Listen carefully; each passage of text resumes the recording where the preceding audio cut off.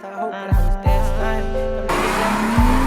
a true story, everybody with me loaded. True story, I don't think they ever noticed. True story, I'm good at hiding my emotions. True story.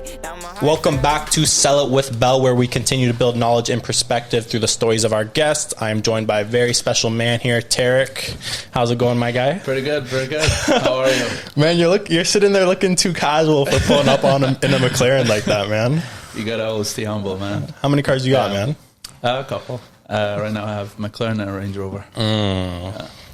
Which one you like better? Two different cars. Yeah, so depends on the mood.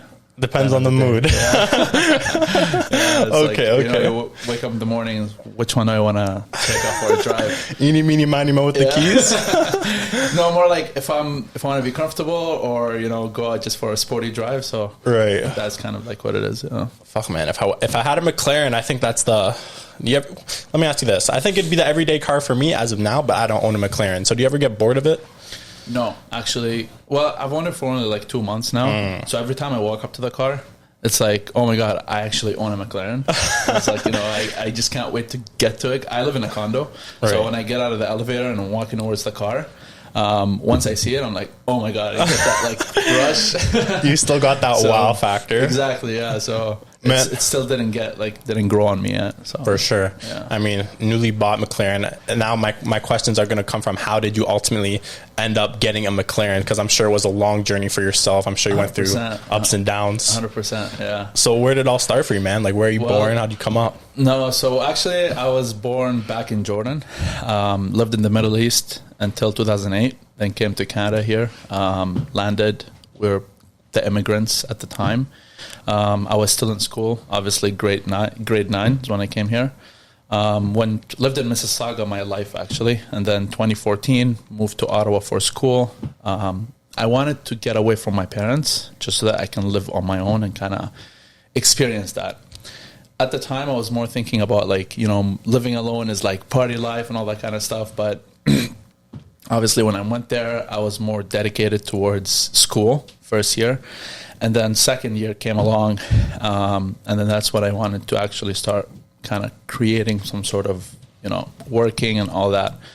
At the time, I was very restricted on how much I spend, obviously, student life at the time. And so I wanted to kind of get out of that. So I was working part-time jobs and kind of like just working my way up. Obviously, part-time jobs at the time, they were like paying $10 an hour. Right. So, what were those jobs? What were you doing? So I actually worked couple jobs. The first one was a dishwasher at a restaurant. And the second one was I was a customer service representative at Discount Cars and Truck Rentals. So more like a front desk person who like greets you and kind of sets you up in a rental car at the time. Right. And while you're working those jobs, the whole mindset is, I got to get out of here? No, just more like, just looking for money to spend and go out on a weekend with my friends, right? Because like I said, like I had maybe a budget of like $500 a month to spend, including my cell phone bill and my food. But obviously that wasn't enough at the time, right? Yeah, no, for sure. Especially like my friends, they go out, they party, they do this, that. So I wanted to also kind of take a part of it, right? Right. So did you end up going into a post-secondary school? Yeah, I actually graduated university. So funny, if you look at my grades first year, second year, they're like all A pluses. And then third year, fourth year, they kind of went down to like D's and C's and some F's. But the reason being actually it was for a good cause, because second year I met, so I was really into motorcycles. So I bought a bike at the time. And I was parked up on the side at university, and I saw a guy coming. He wasn't wearing a helmet. So I was just pointing like at his head, why aren't you wearing a helmet? And so he stopped. He thought I was trying to fight with him. So I just said, hey, man, like, you're not wearing a helmet. it's not safe. He's like, where are you from? Like, Jordan. And that's how me and this guy met. His name is Rome. And so he was more of a business-minded guy. And so we kind of became friends at that time. And our first venture that we started together was Airbnb. So we would get kind of contracts from homeowners and kind of like just pay them a percent of the income we would make, and obviously Airbnb those places. So at some point we had like we had a well amount of units that we were Airbnb-ing at the time.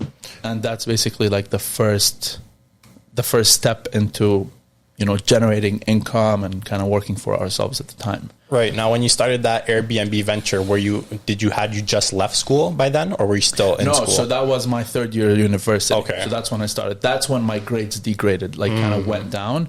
Because like I said, like I was more focused in school, but then when I started kind of working, you know, I kind of left school on the side and was just kind of running on its own. Right. And what were you ultimately in school for? So I did it's a dual degree, biomedical and mechanical engineering. It's a 4-year program, but obviously because I failed a lot of courses, it went into 5 years. Okay. Yeah. So you did end up finishing? Yes. Okay. Yeah. Even with the D's and F's. Yeah. I had to please the parents, man. I thought C's get degrees, but I guess D's and F's too. D's, yeah. Well, actually, there's like a minimum standard. You have to graduate with like a cumulative, like certain percent.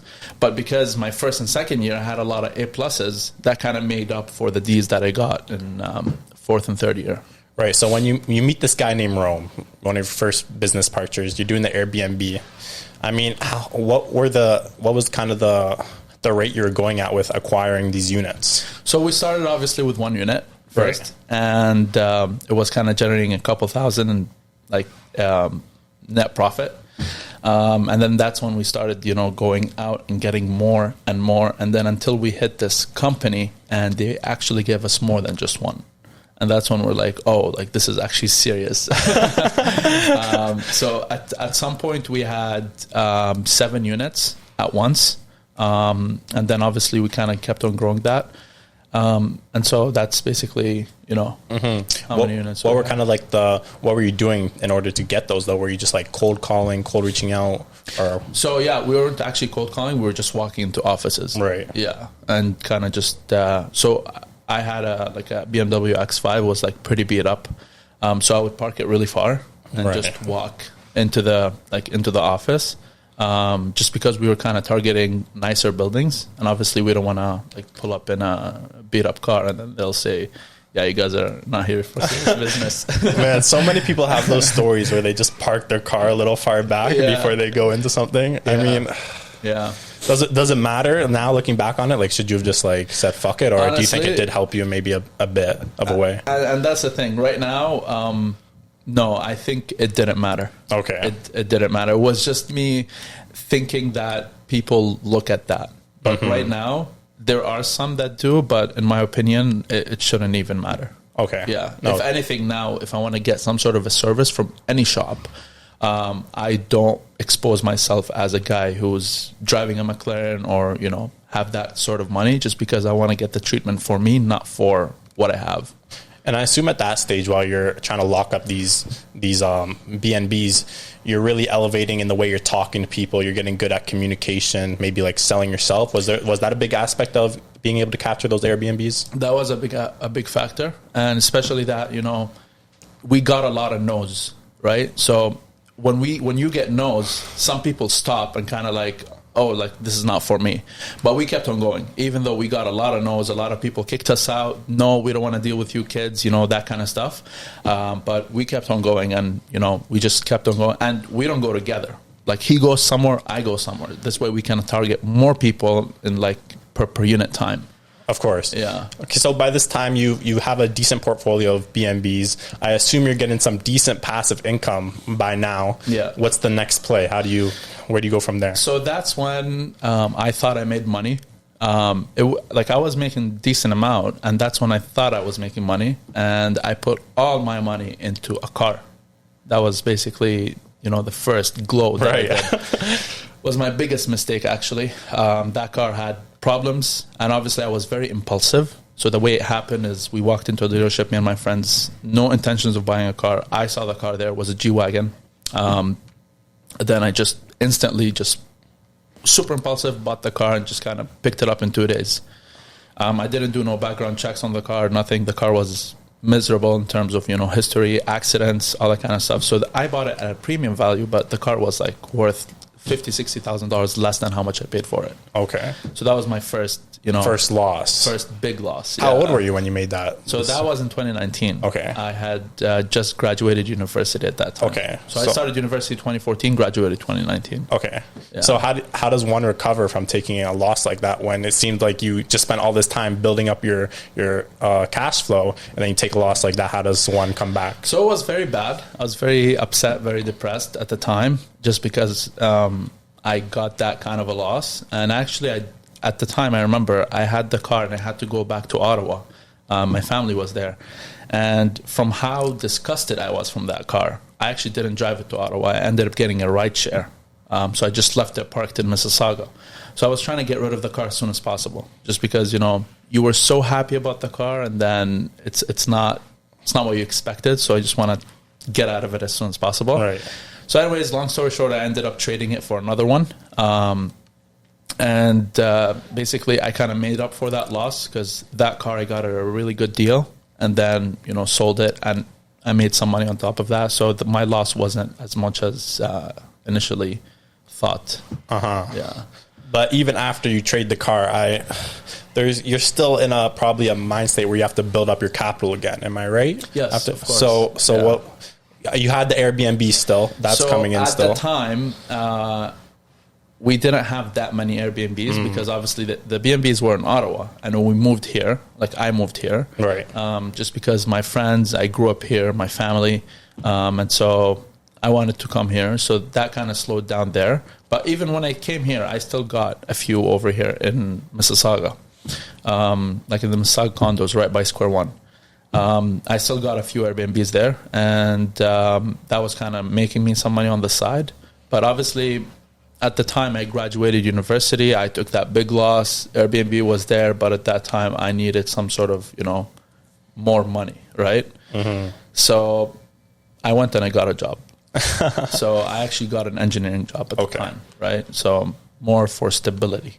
Right. I felt like I'm unstable at that point, because, I made that much money, 2-3 years working, building, and then put it towards a car, and then I lost it, and then now kind of like recovering. So I wanted more security, more stability. So that's when I, pursued for a job at the time. And I assume, using your degree to get that job, you're getting paid a pretty decent amount? No, it was a very beginner job. It wasn't a lot. And you were still holding on to the B&Bs at the time? Yes. Yeah. Okay. Yeah. So then, you're the king of passive income. So I know you got more streams. I know you got more streams of income than just the B&Bs. Well, at the time, I wasn't into that. Which obviously I worked as an engineer. By the way, I worked for 2 years. So I recently quit that because I wanted to focus more on building more wealth. So I actually quit in last October. Okay, so that's one fairly recent. Yes, so less than a year ago. Yeah. So you take the car loss, you get the engineering job, you quit recently. What do you reside doing now? So what happened actually? The reason I quit? Right. Again, going back to Rome. Rome. Yeah. Shout out Rome, man. Shout out Rome, man. Yeah. So he never wanted to do any sort of work. We were both kind of on the same level where we don't want to work. We want to kind of have our own thing. And so he started doing his own sales. He got a sales role and he just does sales now. So he introduced me into that world, right? That was back in 2021, ending of 2021. And, that's when I kind of realized that I am a salesy person. I will sell. I can sell. I can communicate with people. I can talk. I can overcome objections, things like that, right? So he introduced me to sales. Well, we did that together for a little bit. He kind of helped me into getting up there. And then from that point onwards, it just kind of took off with sales, pursued multiple contracts to have, basically sales roles, and just selling things, anything, whether it's technology sales, digital marketing sales, even right now I'm selling on Amazon as well, so even selling physical products, so anything sales. So you're doing like a drop shipping model, or no? So I actually buy inventory, private label. Sell, yeah. So how does that work? So in terms of what? In terms of you're buying inventory of one product, I'm sure, or is it multiple products? So multiple products, Okay. yeah, like anything that goes from like kids' toys to makeup to even like day-to-day products, sometimes groceries as well. Okay. So yeah. Is that referred to as Amazon FBA, or is that totally different? That's FBA. Yeah, Okay, so that's basically. FBA. Yeah. So I'm in Canada now, but obviously all my sales are in the US just because Right. it's a better market there. Okay. Yeah. I mean, I see those. On my Instagram sometimes I just see people like wanting to sell those to other people. Is that legit, or is it like? Actually, that is legit because I'm not the one doing that Amazon store. Right. I'm dealing with somebody who's doing it for me. Like Okay. I paid them for it, and we've been working for 7 months now, and yeah, she's doing great. Okay, so Yeah. you actually pay someone to handle basically everything on the back end? All the back end stuff, Okay. yeah, any technicalities, supplier sourcing, all that kind of stuff. So she kind of does that for me, and she takes a profit split out of it, Right. and I fund the whole thing.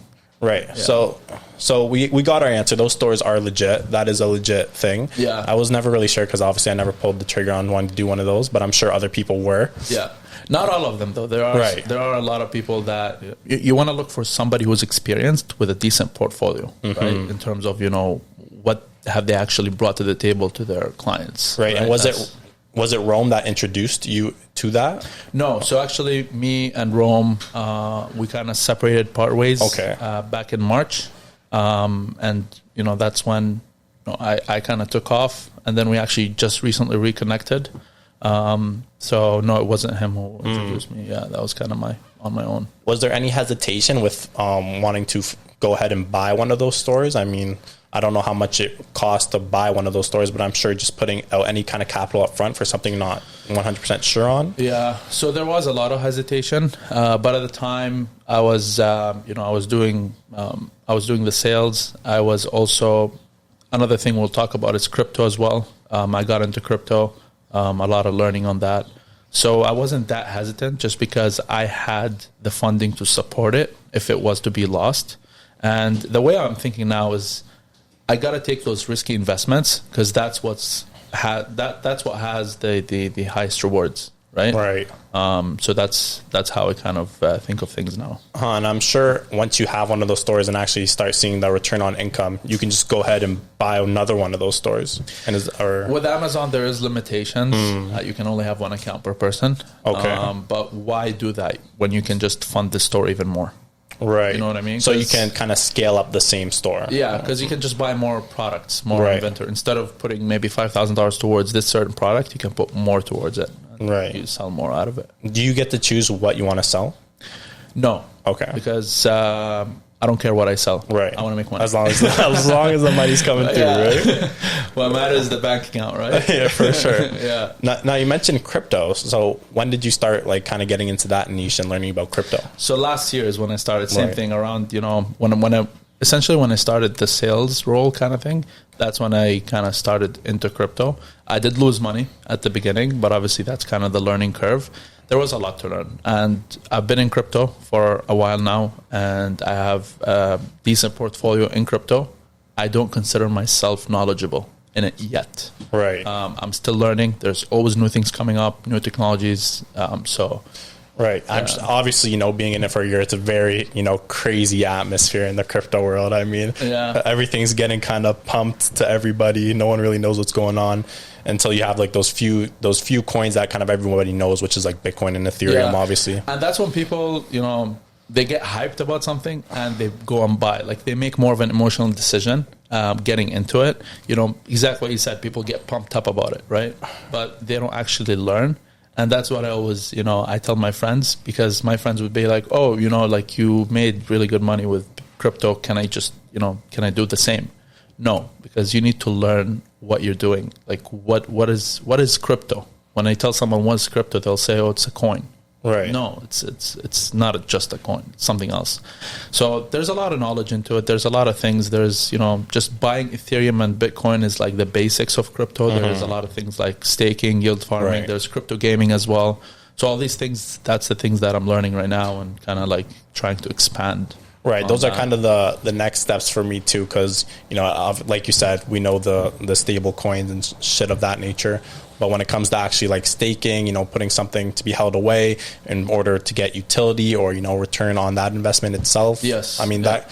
I'm sure you've heard of NFTs too, obviously. Of course. Are you tapped into there at all? Not yet. That'll be next. Yeah. That's something I'm looking to learn and kind of, yeah. Right. But, weirdly enough, I kind of feels like crypto comes before NFTs. I mean, they're both dealt in the same area, obviously. Yeah. But I feel like I'm maybe more knowledgeable on the NFT side, just because that's kind of how I found out about crypto. Weirdly enough, like I started hearing about NFTs, and then like you around last year, I started looking at crypto coins and shit. But don't you just wish you got into crypto like way earlier, like 6, 7, 8 years ago? I actually did. Back when the pump happened, I think it was 2015, 2016, a small pump happened. And I did make a little bit of money on that, but then I got out. Like when it pumped, I remember Bitcoin got like to 20K. I kind of got out at that point, and then it went down, and then people usually buy more when it goes down. I didn't. I just kind of got out of it. But then now, and at the time I bought because of the people hyping it up. It wasn't based on knowledge. Right. It's a hard lesson to kind of maybe not learn, but be able to be confident to pull out when you have profits, knowing you can get back in at kind of a cheaper stage. Yeah. Never be greedy. That's one thing in business. And when you're risking money, like don't be too greedy. Be greedy to an extent. Right. Not too greedy. If you make decent profits, get out. Like, because you don't want to say what if. It's all based on like strategy and logic. Right. You don't want to just think emotionally. Oh, I want to make more money. Totally, man. What you just said kind of describes what I just went through this past week. I bought an NFT on the Solana blockchain. I went up like 3 Solana like right after I bought it. I didn't sell. I was like, this thing's pumping right now. I'm holding. Did it go down? The next day, it went up by 3. It dropped down by 4 from where I bought it. So I'm down money right now. So it's whatever on it. Yeah. So see, now you went up 3. You could have sold it. Right. But, exactly. But again, it's not always the case, right? Like I sometimes make some sort of emotional decisions, and it's just more in your subconscious mind. When you make an emotional decision, you don't think about it until later. So I do still make emotional decisions sometimes, and I think about it later, and I just have to kind of just live with it at that point. Yeah, totally. Yeah. Man, have you ever experienced or gotten indulged in like kind of the trading lifestyle in any of the markets? Never, actually. Yeah. Man, you just came across that. You mean you dived into kind of the same scene? Talking about like Forex? Like Forex and yeah. I never got into that, actually. Weird. Never thought about it. I know there are some guys making it their full time. Right. But I don't know. My belief is, and this is what I tell people, if you want to succeed in like a specific area, pick something you like. Because if you really want to succeed, you're going to put in 12, 14, 18 hours a day. And if it's not something you like, you're going to hate your life. Right. I work day and day night. Like I wake up, start working, I go to sleep, I'm still on my laptop, my phone working. But I love it. I don't consider I'm working. I'm just doing something I like. For sure. What I mean? So Forex isn't my thing. I didn't like it. Just the whole dynamic, the environment of Forex. So why get into it? Right. No, totally agree. Yeah. When you're working that hard, do you ever feel like you just like want to burn out? Do you ever get to that point where you're just like, yeah, I got to pause and just take a break? Or like you said, you're doing something you love, so it doesn't really feel that way to you? My break is usually going out for a drive, right? Like just kind of going out, getting coffee. That's my break. And see, that's the thing. Like I don't really need a break because I'm living a break, right? You see what I mean? Like I'm doing something I love. Just like when you go out and I don't know, you're shopping, right? Do you want to take a break from shopping if you love shopping? No, right? You're just shopping. So it's the same thing. That's kind of like what I'm doing. I actually just came back from Mexico. I was there last week, but I was still working in Mexico. Okay. Like I was on the beach with my laptop working. How was that? So it's pretty cool. So I was still working, right? I didn't say that I'm in Mexico, I don't want to work, right? But again, going back to if we want to talk like... what's the word I'm looking for? More terminology. I wasn't working. I was just kind of doing what I love. Right. Yeah. Anything crazy happened in Mexico you can share? Nah. I held up a monkey for the first time. A monkey? Yeah. There was this guy just passing by holding a monkey and like a parrot, and yeah, he's like, you want to take a picture? I'm like, sure, man, you know, bring the monkey. And the monkey just like, I just did this, and he kind of stood up, and the monkey would copy your pose too. Damn. So like I was doing this, and just kind of looking there, and he just literally stood, he put his arm like that and just looked there. So that's crazy, man. Animals are so weird. I mean, when you go to like parrots too, like them repeating what you're saying, it's just like, that's how crazy, yeah. But yo, through, you know, the BNB, the Amazon, the crypto, you ultimately got yourself to a place where you're able to buy a McLaren. I mean, that's a lot of people's goals. A lot of people are kind of focused on the materialistic things. So I kind of want to bring this conversation in a way where, you know, you were able to buy, you know, some big materialistic things a lot of people want. When you bought it, let's kind of get down the story, like the process of you actually going to buy it, and kind of, I know it's only been recently, but kind of like, did it change your perspective on anything once you actually had what you probably wanted for so long? A lot of things. So let's just kind of pull back a little bit on October, which is when I quit. The whole month of October, I was debating, should I quit or should I not, right? I was kind of thinking, should I quit my engineering job or should I keep it? But obviously, like at the time, I was looking for security and stability, right? But how much I was making just doing a couple hours worth of work was like overcoming how much my engineering job doing 8 hours a day. So I was like, you know what? I'm going to kind of just go for it, quit, and we'll see what happens. Worst comes to worst, like I'll just get another job. Once I quit, I felt like there was no cap like on top of me. There was no roof. So I actually excelled. Like literally first month, not having to go to engineering, I started learning a lot of things in every single like different aspect, different industries. And so that's when like my like how much I was making went from like X to like 10X kind of thing, right? And so, you know, December comes and I put myself like a challenge. If I'm going to get that amount this month, I'm going to go ahead and buy a McLaren. Actually, it wasn't a McLaren. It was a Lamborghini. That's what I wanted. I wanted a Lamborghini. So I hit the goal, and that's when I started kind of like looking around for exotics. And the options were a McLaren or a Lamborghini. What sold me on the McLaren is the doors. Just because the doors go up. Yeah. I mean, that's crazy though. I mean, a month really after leaving your job.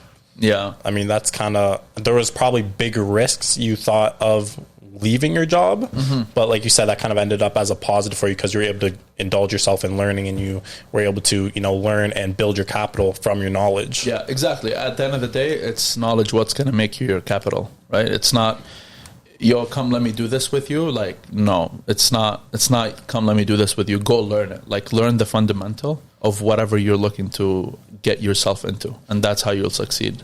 Right. Do you think if someone's stuck in a job right now, but they're kind of venturing off into other things they're passionate about, do you think, you know, taking that risk to leave their job is a probable option?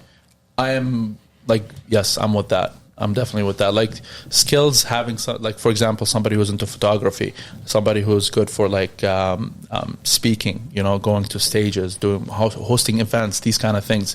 That's a skill that you can grow. You can meet more people, and you never know. Like you might meet somebody who's gonna open more doors for you, right? Right. And that's what happened when I got the McLaren. Now going to the process of buying the McLaren. When I got the McLaren, yes, definitely. Now I was more open to going to more events, kind of just putting myself out there.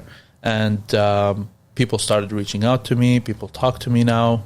It was like more of a different level now. So I have some sort of credibility being around people who are at that level.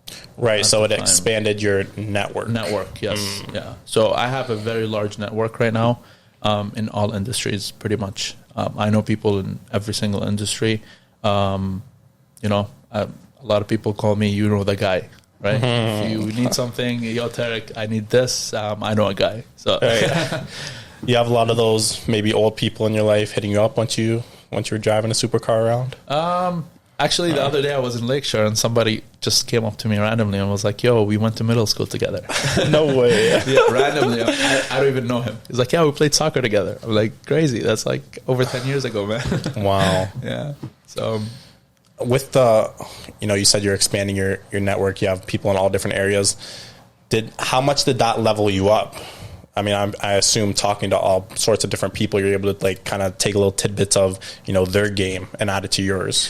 It's more like just putting me in the right mindset, right? Because at the end of the day, where you put your mindset and where you envision yourself, you want to be, that's how you're going to get to where you want to get to.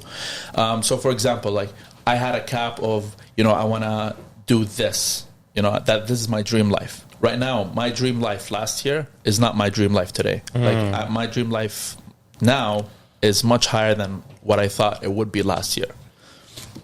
And that's simply because of the people that I met, the potential I see of how high somebody could go with their lives, right? So it's more putting you in the right mindset, right? Like when you, for example, when you have a vision of just having $1 million versus somebody who you meet him and he's casually talking about $10 million.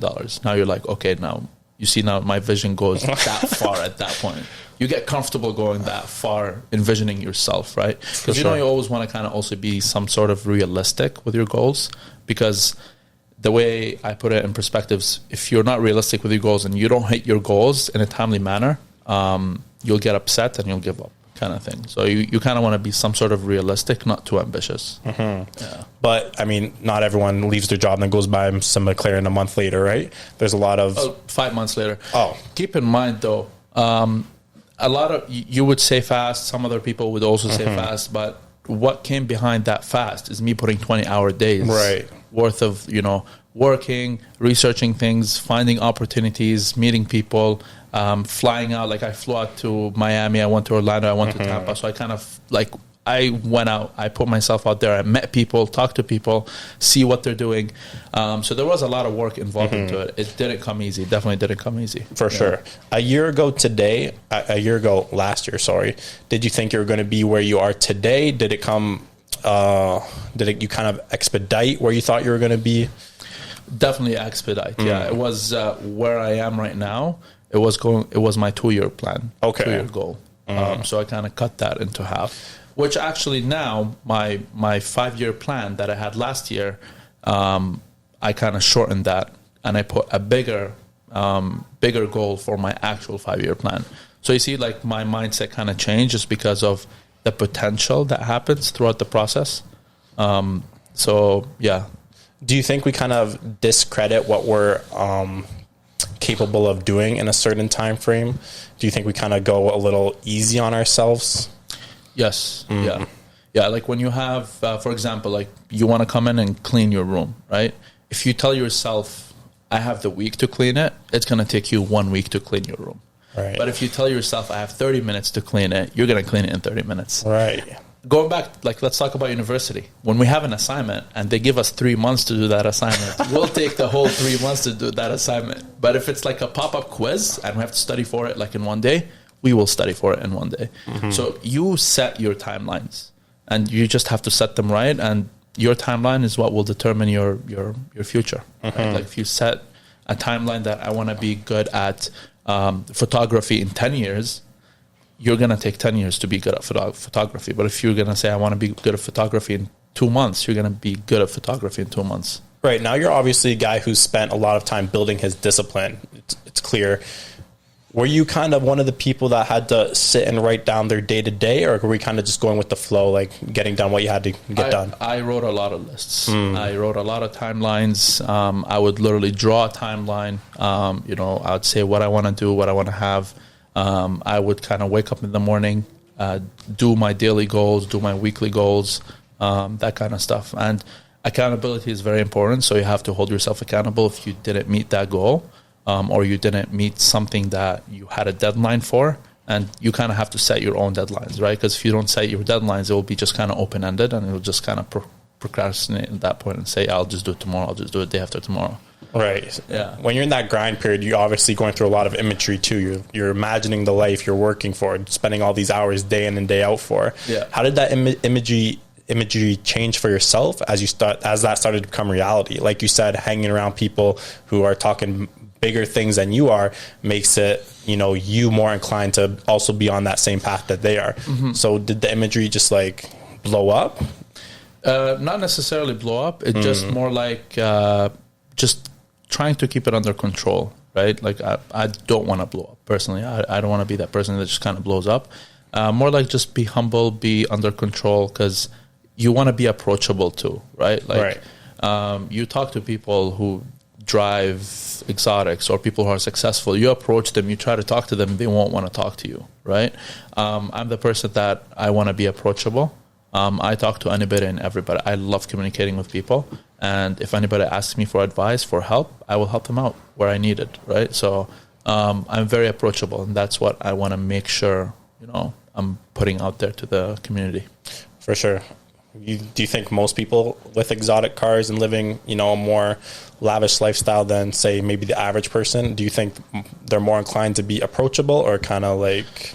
I see more of the no than the yes. Okay. Yeah. So that's why I'm trying to be a little bit different, because they all have that kind of ego, right? And I don't have that. Like I have friends that have a part-time job and barely able to survive, right? Right. I still hang out with those people almost like every week, every day. So yeah, I kind of didn't just kind of level up my life and just left my circle, left my friend, because like I was with them throughout. So it's weird that people are able to kind of get themselves into a position through all of their own trials and tribulations themselves, and then kind of still be able to act that certain way. You think they'd maybe be more humbled down, willing to help, but like you said, it seems like that may not be the case for everybody. It's all about ego. Right. Fuck, man, that ego. Yeah, that ego. People, even like if you're a young guy, they'll just, I hear it a lot that, oh, you're a poser. Why am I a poser? Just because I'm driving a nice car, Right. You hear a lot of these, but you just kind of. The other day, let me see a story. I was driving into a plaza, and I was, just because the McLaren is really low, I have to kind of go sideways on a bump. And this guy comes, and he's coming from the other direction, and he honked, and he kind of said something. I don't even remember. So I was still driving slow, and he swore at me. I look at him like, what's going on? And he's like, and he just started saying, you fucking poser, this and that. At the end of that conversation, like that guy just kind of started telling me how he's struggling with his wife, with his life, and all that kind of stuff. We ended up having coffee together and having a conversation. So he kind of sought you out for advice afterwards. Maybe. Yeah, it was more like not advice. It was like, yo, like, are you having a bad day, man? Like, because he swore at me, right? So I'm like, are you having a bad day? And he's like, what? Like, why do you care? You're just posing out here, right? Something like that. And I said, it's not about me posing. Just that you swore at me. Like, how is that gonna make your day any better, right? Right. So, we ended up having coffee together. We kind of had a conversation. So it was. How did that go? It was pretty cool. I felt really good about myself actually after. The guy is feeling better now. He kind of let out what's stressing him out. So, did he apologize? Yeah, he did apologize. Yeah, he was actually driving an Audi. Okay. Q7, those big SUVs, and he was like, "Yeah, I'm just here in my little Audi." I'm like, "It's not a little Audi, man. It's an Audi. I like this car." Right. So I think when he saw that I'm more of like less ego, I don't have that ego, and I gave him a compliment. I complimented something that he has. He kind of opened up at that point. He's like, okay, he's not one of those douchebags. Right. We can't project ourselves onto people. Right. Yeah. I feel like that may, I don't know, from the sound of it, that may seems of what it kind of was. 100%. Yeah. Man, it was a huge pleasure to have you come on the set today and just chat it up.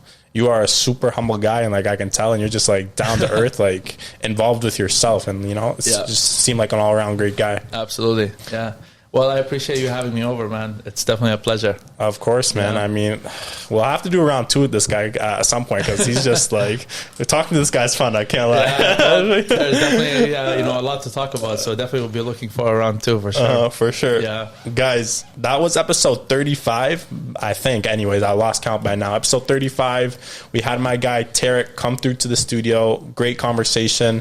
And every Sunday, guys, 5:30, we're dropping these episodes. We're trying to provide value to the people. This guy is the king of passive income. I'm sure if you want to reach out to him, I'm sure he'd be open to that, give you some tips. All of his shit is down below. Go follow him, go reach out to him. And anything other than that, man? Thank you so much, man. Of course. Of course. Guys, that is all. Peace